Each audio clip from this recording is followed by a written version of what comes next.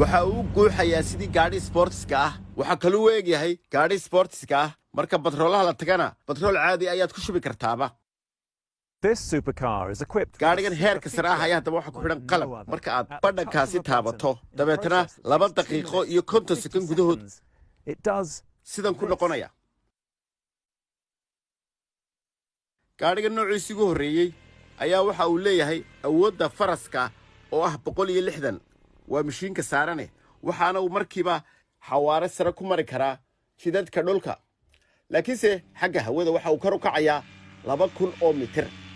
waxaana uu ku soconayaa 170 kilomitir saacadii laakiinse imika waxa la rabaa in kor loo qaado taasi oo la gaadhsiiyo inuu kor u kaco 2000 oo mitir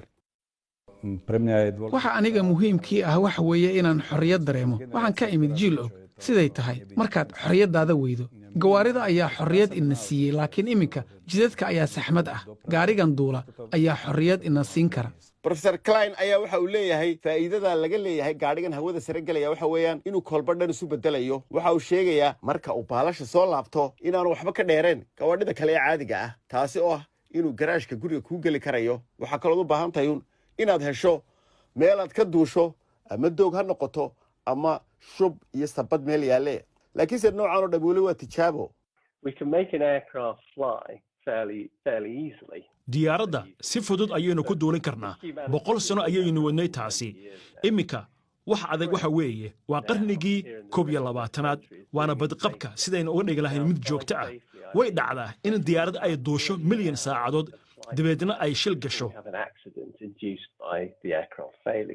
waan soo dhawaynayaa hawsha Professor Klein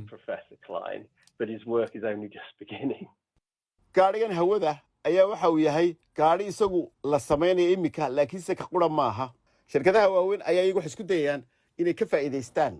isla markaasina ay soo saaraan waxa la isweydiinayaa